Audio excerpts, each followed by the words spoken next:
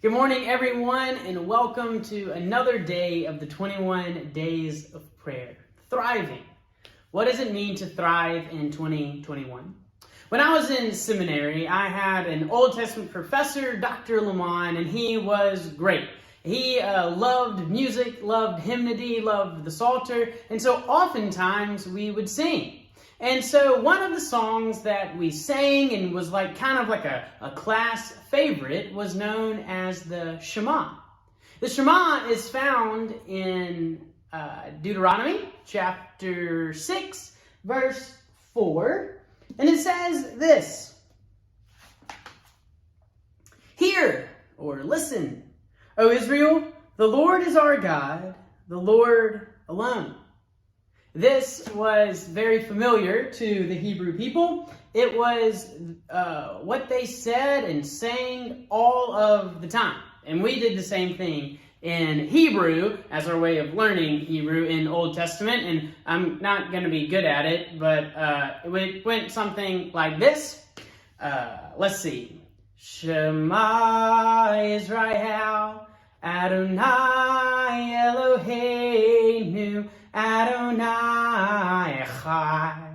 You got to get the Chad. And we would sing that all the time, just like the Hebrew people would. It was familiar to them. It was important to them.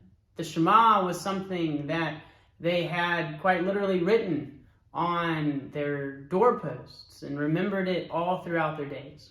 The reason is because it was crucial. It was very important for the Hebrew people because it reminded them that their God was one.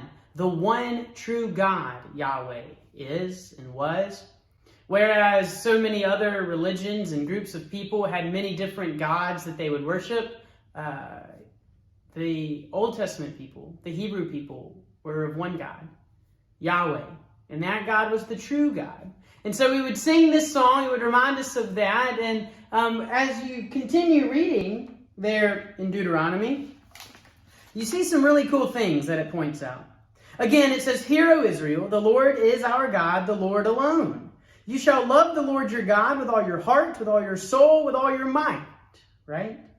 Verse 6, "Keep these words that I have commanding you today in your heart. Recite them to your children and talk about them when you are at home and when you are away, when you lie down, when you rise. Bind them as a sign on your hand, fix them as an emblem on your forehead, and write them on your doorposts of your house and on your gates." Deuteronomy is doing something pretty cool. It's helping us to remember that what we practice, and for us today, Christianity, what we understand as God and what God is calling us to do in the words in Scripture, this isn't something that we just know and set aside. We don't have who we are and then who we are as a Christian, but what we have is these two things coming together. It's a combination of the way that we live and the way that we worship God infuses with our life. And that it isn't kind of two separate things, but rather the way that we understand God, the way that we grow in our faith, the way that we understand what it means to be a Christian or a faithful follower of God, is that we live that out day in and day out. And so the challenge for today is for you to journal. I love journaling. So what we mean by this is, whatever it means to you to journal.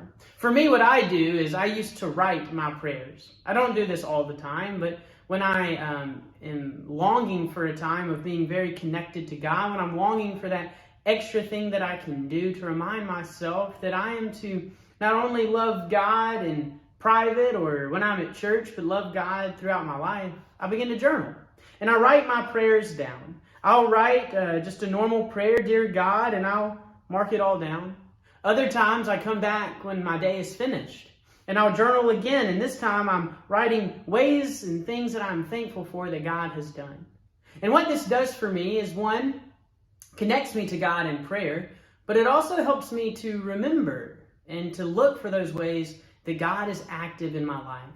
I think so often we just go through life one step at a time and never really pay attention to what God might be calling us to do or where God is at work around us. But when we get done with our day and start writing these things down, they come to us. And then the beauty of a journal is you can go back and you can look through it whenever you would like to see what prayers God has answered, What things continue to pop up that you're thankful for? And how is God at work in your life? And so today, think about those things. Think about taking time to journal. A spiritual journal entry, like the people did in the Old Testament, like the Hebrew people did. They wrote it on their hearts. It was more than just coming to worship, or what we would understand as coming to worship and singing songs and waiting for the pastor to tell them about God. But they were devoted to self-examination. They were devoted to practices where they took their faith personally and wanted to grow themselves. And so my challenge to you today is to spend some time journaling so that you can see where God is at work in your life.